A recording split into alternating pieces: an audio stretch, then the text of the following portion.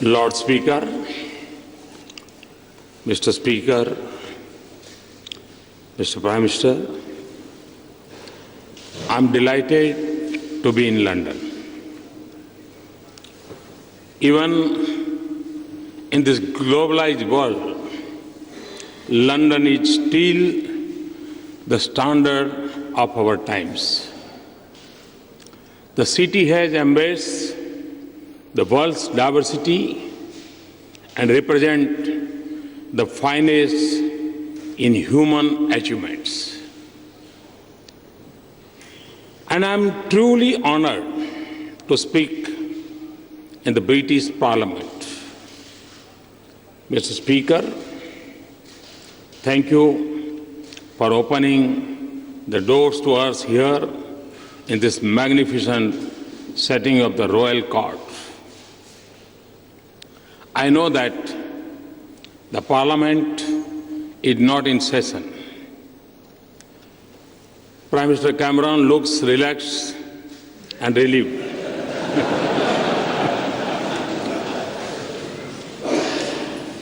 But I want to remind you, Mr. Prime Minister, that you owe my loyalty for an election slogan. I know that you are hosting me at the Checkers this evening.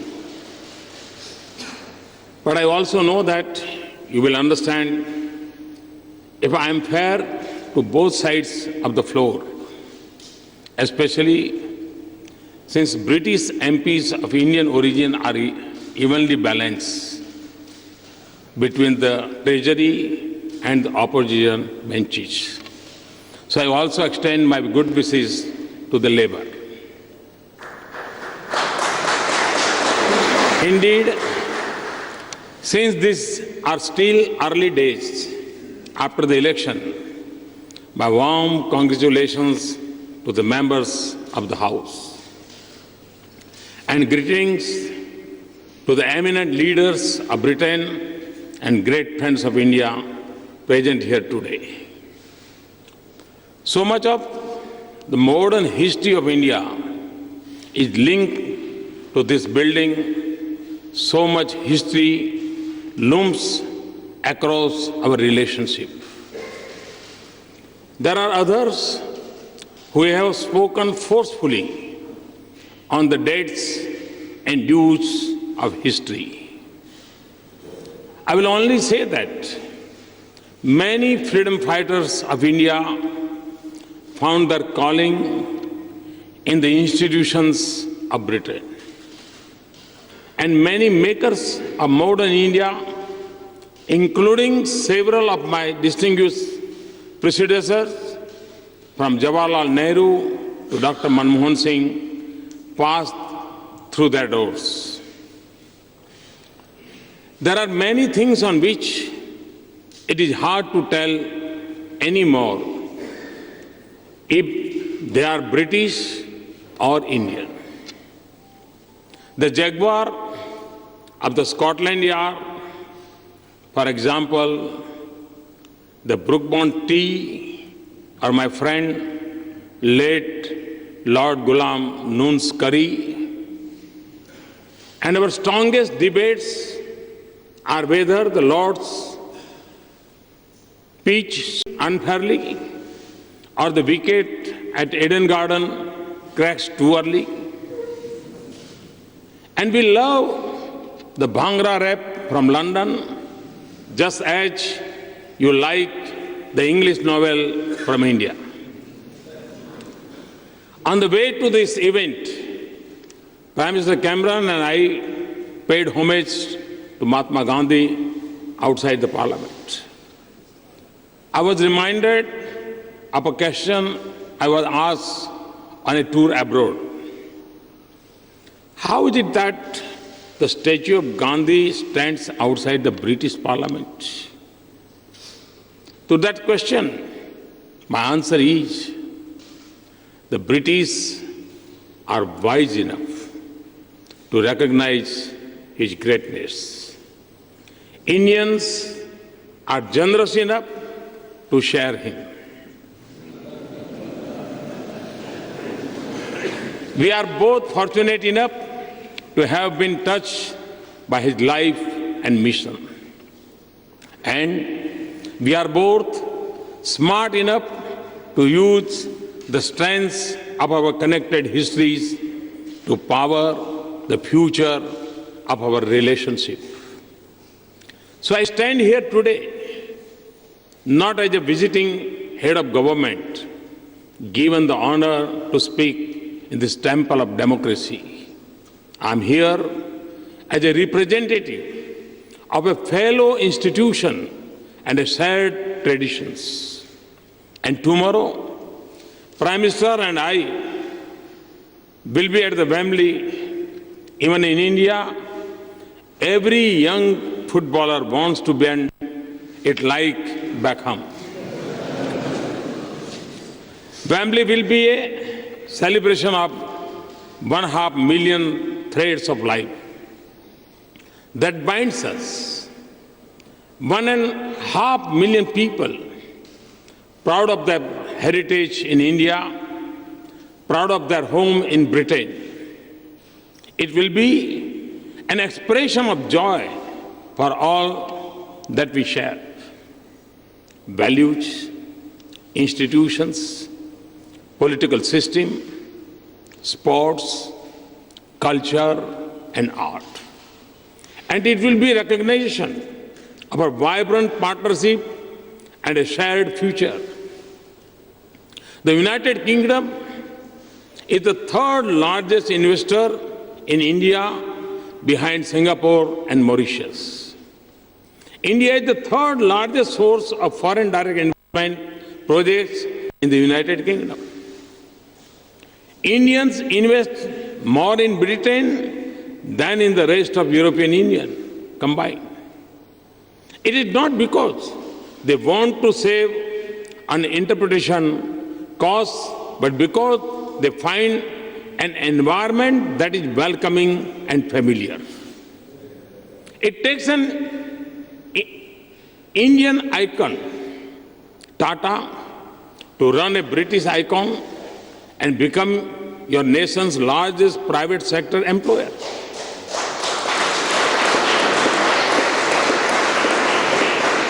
The UK remains a preferred destination for India students. And I'm pleased that an Indian company is taking 1,000 British students to India to skill them in information technology. We are working together in the most advanced area of science and technology.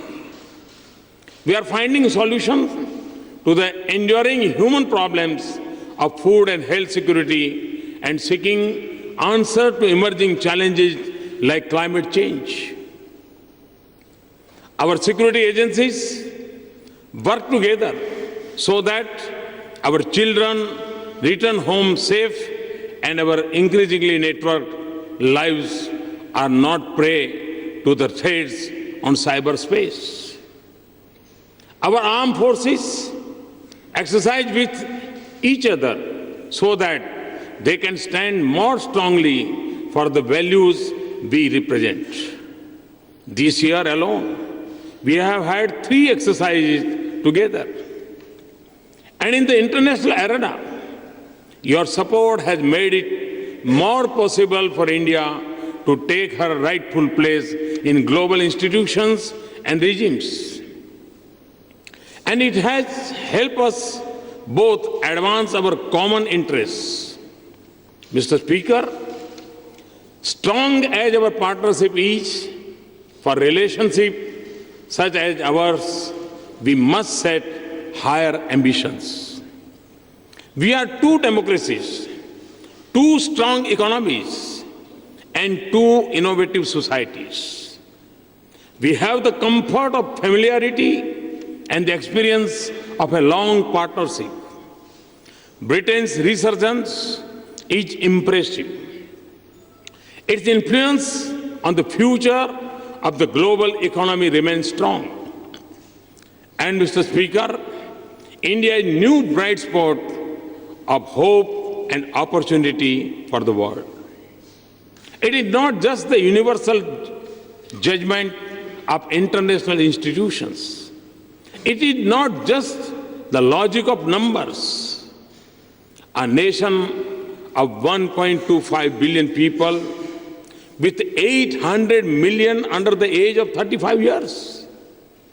This optimism comes from the energy and enterprise of our youth, eager for change and confident of achieving it.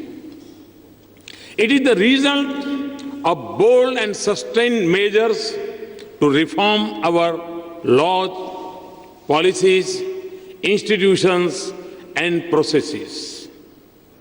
We are igniting the engines of our manufacturing sector, making our farms more productive and more resilient, making our services more innovative and efficient, moving with urgency on building global skills for our youth, creating a revolution in startup enterprises, and building the next generation infrastructure that will have a light footprint on the earth.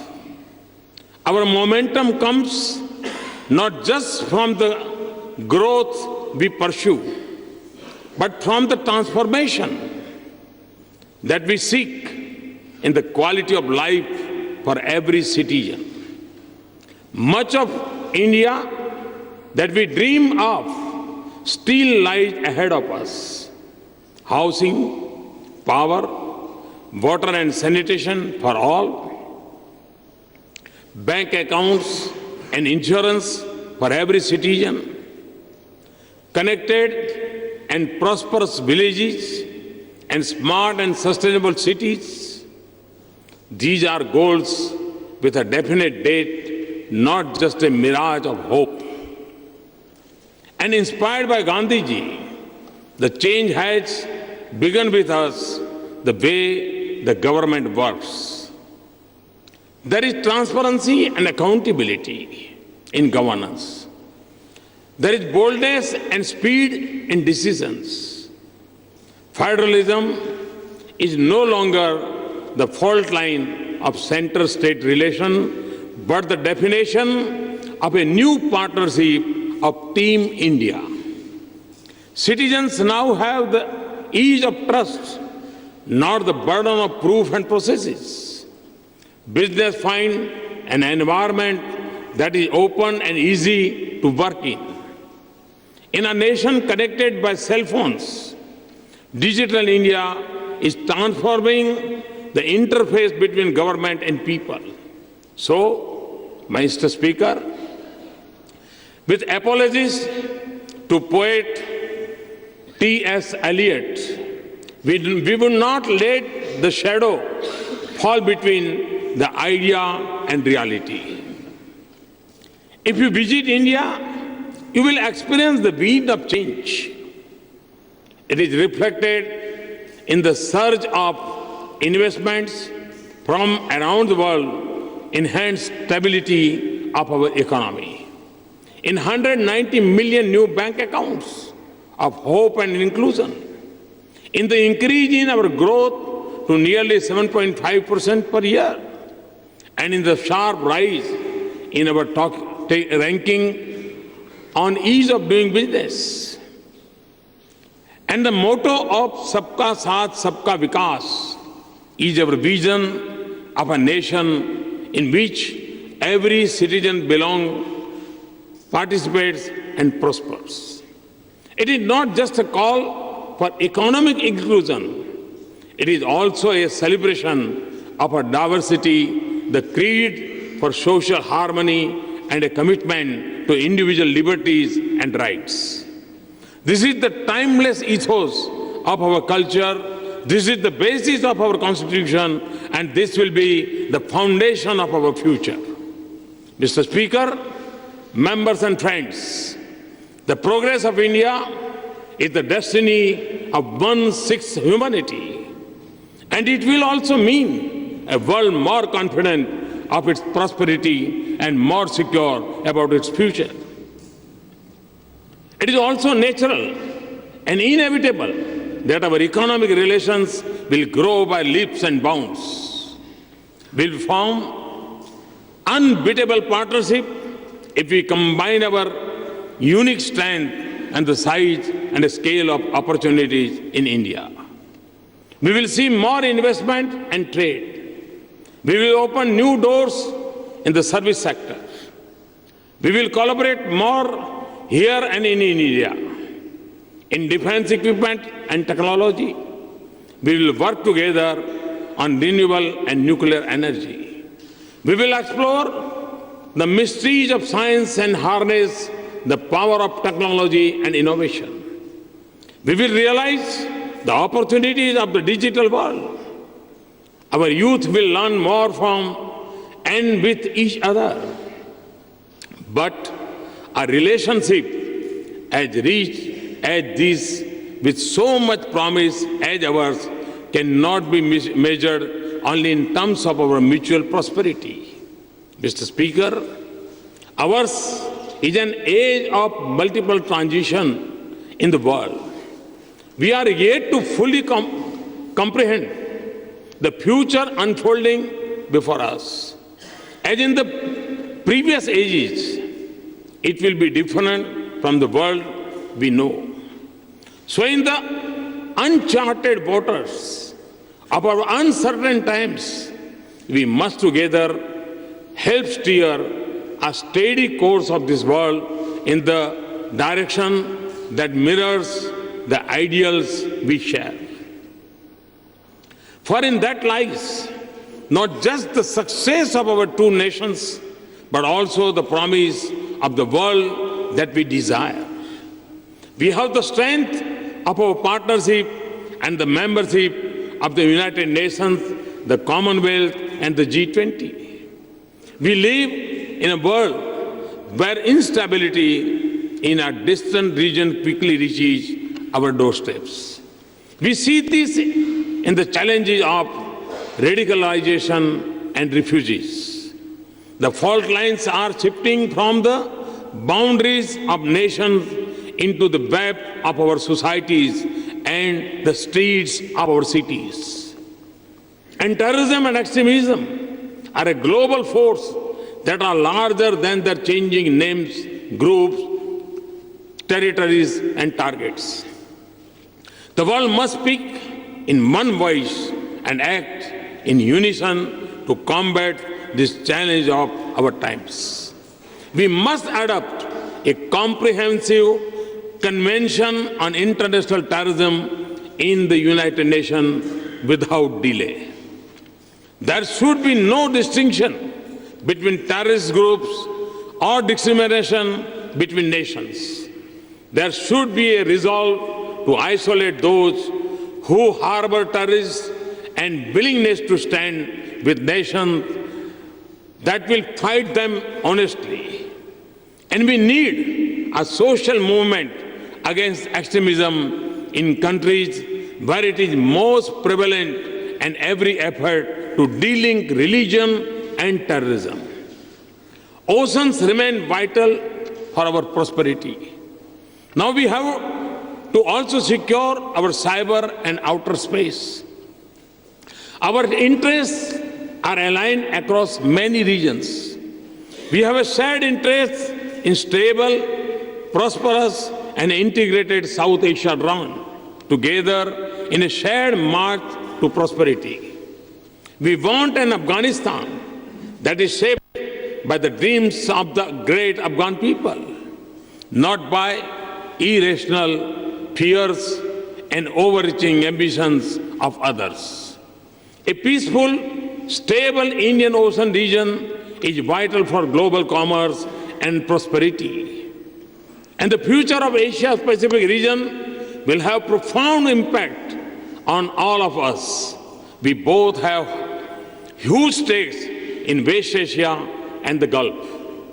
And in Africa, where amidst many challenges, we see so many promising signs of courage, wisdom, leadership, and enterprise.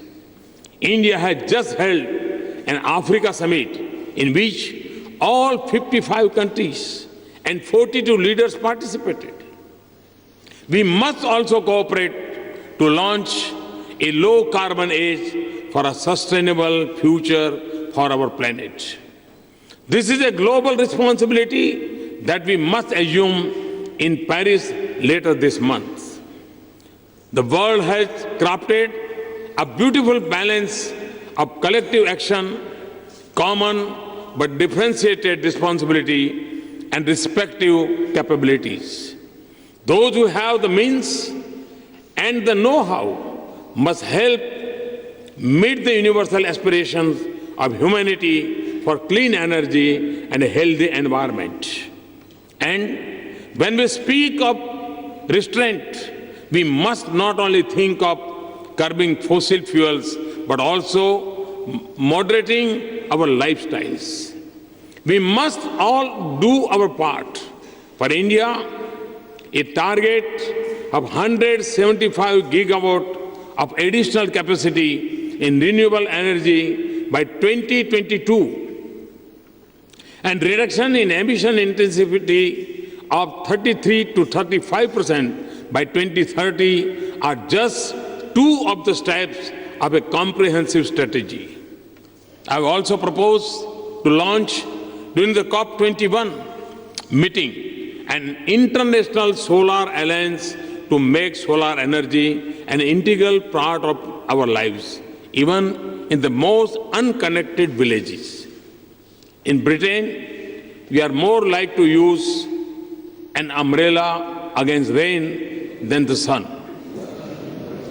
But my team defined the membership of the Solar Alliance in more precise terms. We have to be located within the tropics, and we are pleased that the United Kingdom qualifies. So we look forward to an innovative Britain as a valuable partner in this endeavor. Prime Minister Cameron and I are indeed very pleased that cooperation and affordable and accessible clean energy is an important pillar of our relations. Mr. Speaker, this is a huge moment for our two great nations. So we must seize our opportunities, remove the obstacles to cooperation, instill full confidence in our relations, and remain sensitive to each other's interests. In doing so, we will transform our strategic partnership and we will make this relationship count as one of the leading global partnerships. Ever so often, in the call of Britain's most famous bard, that we must seize the tide in the affairs of man, the world has sought the inspiration to act, and so must we. But in defining the purpose of our partnership, we must turn to a great son of India whose house in London I shall dedicate to the cause of social justice on Saturday. Dr. B.R. Ambedkar, whose 125th birth anniversary we are celebrating now, was not just an architect of India's constitution and our parliamentary democracy. He also stood for the upliftment of the weak, the oppressed, and the excluded. And he lifted us all to a higher cause in the service of humanity, to build a future of justice, equality, opportunity, and dignity for all humans, and peace among people. That is the cause to which India and the United Kingdom have dedicated themselves today. Thank you very much. Thanks a lot.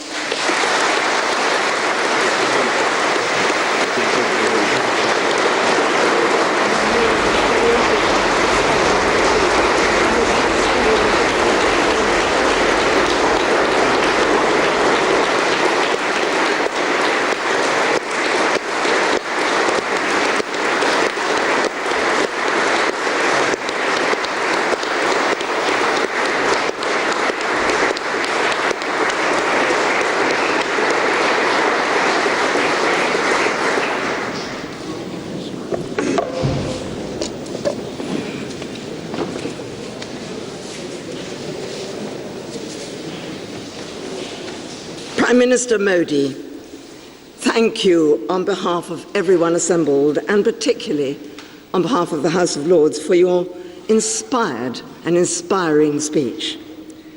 Your presence here today gives Parliament a valuable opportunity to celebrate the unique relationship between the UK and India.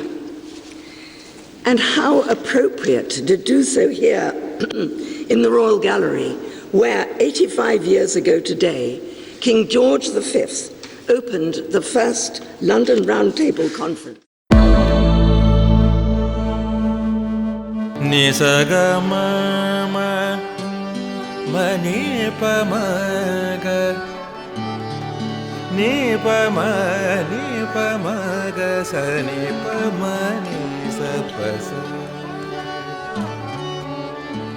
जहाँ तक यादें याद आती रहेगी।